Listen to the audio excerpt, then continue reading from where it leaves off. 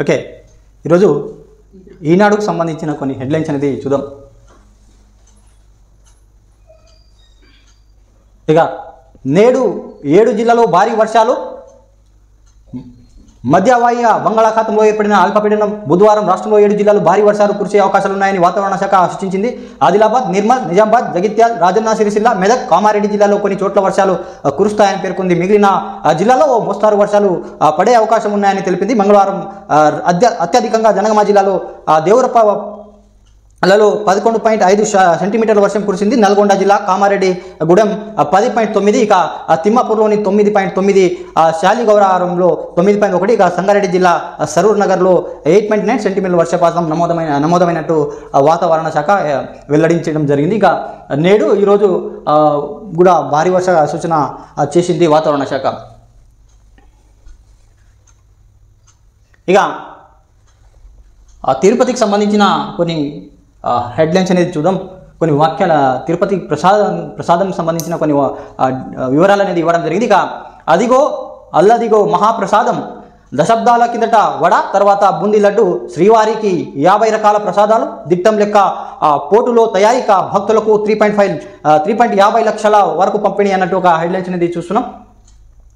తిరుపతి వెంకటేశ్వర స్వామి దర్శనం అంటే భక్తులకు మధురానుభూతి. శ్రీవారి ప్రసాదాన్ని భక్తులు అపూర్వంగా భావిస్తారు. ఇక నెల రోజులైన లడ్డు రుచి వాసన తగ్గేదే కాదు. తిరుమల నుంచి ఇంటికి వచ్చిన దాకా లడ్డును కవర్ల నేలను తాకనివ్వకుండా జాగ్రత్తలు పడతారు. అనంతరం బంధుమిత్రులు పంపిణీ చేస్తారు. తిరుమల వెళ్ళి వచ్చాక ఎవరి కలిసిన లడ్డు ప్రసాదం ఏదనే ప్రశ్న వస్తుంది. తిరుమలలో వెంకటేశ్వర స్వామిని లడ్డు ప్రసాదాన్ని ఎలా తయారు చేస్తున్నారో, ఏ వస్తువులు వినియోగిస్తారో తెలుసుకుందామా అన్నట్టు ఒక హెడ్లైన్స్ అనేది ఇవ్వడం జరిగింది. ఇక్కడ అప్పట్లో వడ కాలక్రమంలో లడ్డు అనమాట. ఇక 15వ శతాబ్దం నుంచి శ్రీవారి ప్రసాదం అంటే వడ. అప్పట్లో స్వామి దర్శనానికి వచ్చే భక్తులకు భోజన వసతి సౌకర్యాలు లేవు. వడ ప్రసాదంతో ఆకలి తీర్చుకునేవారు. కాలక్రమంలో 19వ శతాబ్దంలో తీపి అంటే బూందీ ప్రవేశపెట్టారు. తర్వాత 1940 నాటికి బూందీని లడ్డుగా చేసి ఇవ్వడం ప్రారంభించారు. అప్పటి 1940 నుంచి బూందీ అనేది ప్రవేశపెట్టడం జరిగింది. తర్వాత 1803 నుంచి ప్రసాదాలకు విక్రయం. ఇంకా తిరుమల శ్రీవారి నివేదికలు ఎన్నో రకాల ప్రసాదాలను తయారవుతున్నాయి. లడ్డును విశేషణ ఆదరణ ఉంది. ఇక స్వామివారి ప్రసాదం కోసం ఎందరో రాజులు రాణులు ఎన్నో దానాలు చేశారు. ఇక 1803లో ఆలయంలో ప్రసాదాల విక్రయస్థోపటి మద్రాసు ప్రభుత్వం ప్రారంభించి లడ్డు తయారీకి రూపమైన బూందీని తీపి ప్రసాదంగా విక్రయించారు. అనంత కాలంలో లడ్డుగా అది రూపొందించారు అన్నట్టు ఒక డీటెయిల్స్ అనేది ఇవ్వడం జరిగింది. తర్వాత రూపాయి నుంచి ₹50 వరకు పెంచు. ఇంకా ప్రస్తుత విక్రయిస్తున్న లడ్డు ధర ఖరీదు అప్పట్లో రూపాయి ఉండగా క్రమంగా ఇది 25 అయింది. గత ప్రభుత్వం హయాంలో 50% పెంచారు. ఇక ₹50 పెంచారు. ఇక కళ్యాణం లడ్డును 100 నుంచి 200 చేశారు. దర్శనానికి వెళ్ళిన భక్తులు ఉచితంగా ప్రసాదానికి తరణా చేస్తుండగా అదనపు లడ్డు కావాలంటే కొనుక్కోవాలి అన్నట్టు ఒక హెడ్లైన్స్ అనేది చూస్తున్నాం. ఇది శ్రీవారి ప్రసాదం గురించి వివరాలు అనేది ఇవ్వడం జరిగింది. అప్పట్లో అది ప్రసాదంగా వడ అనేది ఇచ్చేవారంట. తర్వాత మళ్ళీ అది వడ నుంచి బూందీ అంటే తీపి బూందీగా ప్రవేశపెట్టారు 1940 నాటికి. తర్వాత బూందీని లడ్డుగా మార్చారు. తర్వాత అది 1803 నుంచే ప్రసాదాలుగా విక్రయించారు అన్నట్టు ఒక హెడ్లైన్స్ అనేది చూస్తున్నాం. తర్వాత ఆ లడ్డు ధర అనేది అప్పట్లో రూపాయి నుంచి ₹25 పెంచి తర్వాత మళ్ళీ అది ₹50కు తిప్పి ప్రస్తుతం అయితే ₹100 నుంచి $200 చేశారు. తర్వాత ఎవరైతే దర్శనం చేసుకుంటారో వారికి ఒక లడ్డు కూడా ఫ్రీ ఇవ్వడం జరుగుతున్నట్టు ఇక్కడ డీటెయిల్స్ అనేది ఇవ్వడం జరిగింది. ఇక MBBS counselling through convener quota merit జాబితా విడుదల. ఇక నేడు 5 గంటలలోపు అభ్యంతరాలు స్వీకరణ. గురువారం వెబ్ ఆప్షన్లు అవకాశం అన్నట్టు ఒక హెడ్లైన్స్ అనేది చూస్తున్నాం. ఇక ఎంబీబీఎస్ సీట్లు బీడీఎస్ ప్రవేశాల కౌన్సిలింగ్ ప్రక్రియ ప్రారంభమైంది. ఇక గురువారం నుంచి మొదటి రౌండ్ అడ్మిషన్లు వెబ్ ఆప్షన్లు నమోదు అవకాశం కల్పిస్తున్నారు. ఇక ఆ మేరకు మంగళవారం కన్వీనర్ కోటా సీట్ల కోసం దరఖాస్తు చేసుకున్న 16,679 మంది విద్యార్థులు ప్రాథమిక మెరిట్ జాబితా కాళోజీ ఆరోగ్య విశ్వవిద్యాలయం విడుదల చేసినట్టు ఒక హెడ్లైన్స్ అనేది చూస్తున్నాం. కొన్ని రోజుల క్రితం ఇది కోర్టులో కూడా కేసు నడిచింది. ప్రస్తుతం అయితే లైన్ క్లియర్ అయిన తర్వాత వెబ్ కౌన్సిలింగ్ కూడా షురూ అయినట్టు డీటెయిల్స్ అనేది ఇవ్వడం జరిగింది ఈనాడులో.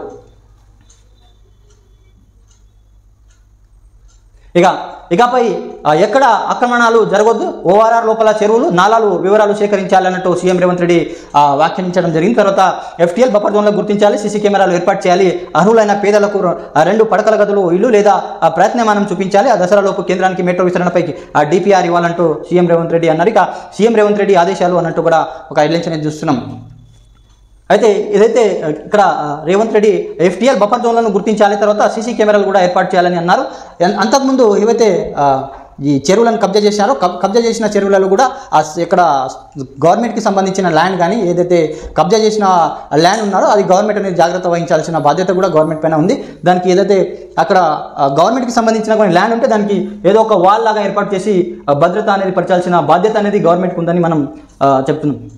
ఇక హైదరాబాద్ మహానగరంలో ఔటర్ రింగ్ రోడ్ లోపల ఉన్న ప్రతి చెరువు నాలలో ఆక్రమణల వివరాలు సేకరించాలి, అంతటా FTL బఫర్ జోన్ గుర్తించాలి, సంబంధిత పూర్తి స్థాయి నివేదికను ఇవ్వాలని అధికారులకు ముఖ్యమంత్రి రేవంత్ రెడ్డి ఆదేశించారు. ఇకపై ఎక్కడ ఆక్రమణలు జరగకుండా పర్యవేక్షణకు మరింత కట్టుదిట్టం చేయాలని, చెరువుల వద్ద సీసీ కెమెరాలు ఏర్పాటు చేయాలని, కమాండ్ కంట్రోల్ సెంటర్ అనుసంధానం చేయాలని, ఆక్రమిత చెరువులు నాలాలతో పాటు మూసి పరివాహక ప్రాంతంలో నివాసిస్తున్న అర్హులైన పేద వివరాలు సేకరించాలని, ఇక ఆయా కుటుంబాలకు రోడ్డు పడిన పరిస్థితి రావద్దని, వారికి 2 పడక గదులు ఇల్లు కేటాయించాలని లేదా మరో ప్రయత్నామం చూపించాలని ఆదేశించారు. ఇక దసరాలోపు మెట్రో విస్తరణ మార్గానికి సంబంధించిన పూర్తి స్థాయి DPR సిద్ధం చేసి కేంద్రానికి సమర్పించాలని సూచించారు.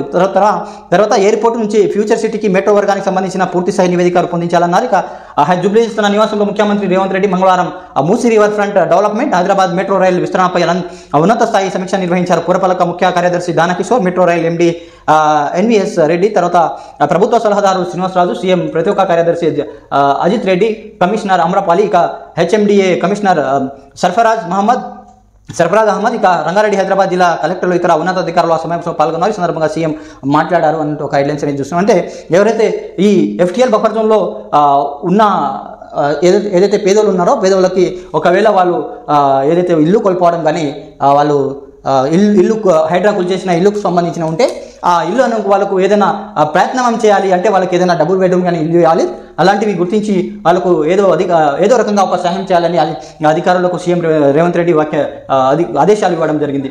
ఇక 700 మంది ఏఈలకు నియామక పత్రాలు రేపు జల సౌదలో అందజేయనున్న సీఎం రేవంత్ రెడ్డి అన్నట్టు ఒక హెడ్లైన్స్ అనేది చూస్తున్నాం.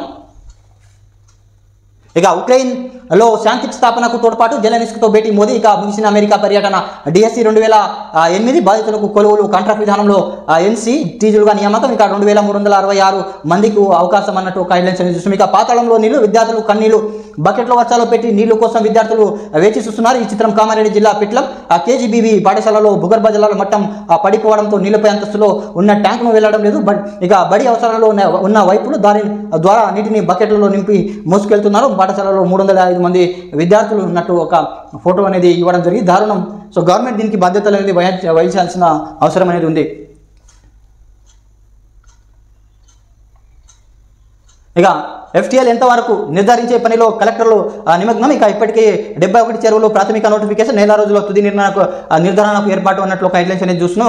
ఒకవైపు GHMC పరిధిలో నీటి వనరులో ఆక్రమణలో హైడ్రా కూల్చివేస్తుండగా మరోవైపు ఔటర్ రింగ్ రోడ్ బయట చెరువులను పూర్తిస్థాయి నీళ్ల మట్టం, ఇక నీటి మట్టం అంటే FTL నిర్ధారించి నోటిఫికేషన్లు జారీ చేయడంలో 5 జిల్లాల కలెక్టర్లు నిమగ్నమయ్యారు. ఇప్పటికే 71 చెరువులకు FTL నిర్ధారించిన ప్రాథమిక నోటిఫికేషన్ జారీ చేశారు అన్నట్టు ఒక హెడ్లైన్స్ అనేది చూస్తున్నాం.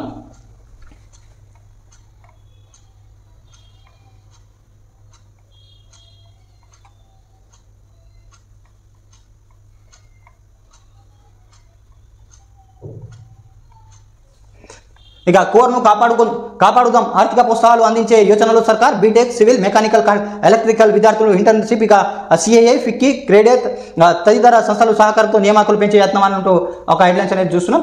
రాష్ట్రంలో ఇంజనీర్ అంటే CSE, IT సంబంధించిన గ్రూపులో ఉన్నట్లు పరిస్థితులు మారిన నేపథ్యంలో కోర్ బ్రాంచ్లు కాపాడుకోవడంపై రాష్ట్ర ప్రభుత్వం దృష్టి సారించింది. ఇక కొన్ని నెలలుగా దిశలుగా ఆలోచనలు జరుపుతున్న విద్యాశాఖ దానిపై ప్రణాళిక సిద్ధం చేస్తుంది. బీటెక్, సివిల్, మెకానిక్, ఎలక్ట్రికల్ కోర్సులో చేరే వారిని అన్ని విధాలుగా సహకరించాలని భావిస్తుంది. ఇక ఏటా కోర్ బ్రాంచ్లో 4వ వంతు సీట్లు కూడా నిండడం లేదు. అదే సమయంలో కంప్యూటర్, IT తదితర వాటిలో దాదాపు 90 సీట్లు పూర్తి అవుతున్నాయి. ఇక 10,000 మంది విద్యార్థులు ఎంపిక.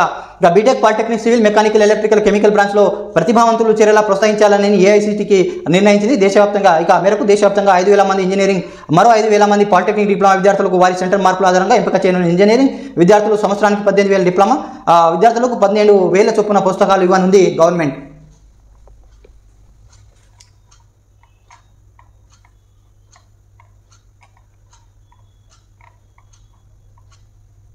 ఇక 9న సింగరేణి కార్మికులకు బోనస్ చెల్లింపు. రాష్ట్ర ప్రభుత్వం సింగరేణి కార్మికులకు ఇటీవల ప్రకటించిన లాభాల వాటా బోనస్ అక్టోబర్ 9న చెల్లించేందుకు యాజమాన్యం ఏర్పాటు చేస్తుంది. అమెరికా పర్యటనలో ఉన్న సంస్థ CMD బలరాం మంగళవారం ఉదయం సంస్థ డైరెక్టర్ అన్ని ఏరియాలో GMలతో నిర్వహించిన ఆన్లైన్ సమావేశంలో ఆ మేరకు ఆదేశాలు జారీ చేశారు. గత ఏడాది 2023-24 సంస్థ సాధించిన నికర లాభాలలో 796 కోట్లు బోనస్గా ఇటీవల సీఎం రేవంత్ రెడ్డి ప్రకటించారు. సంగతి తెలిసిందే.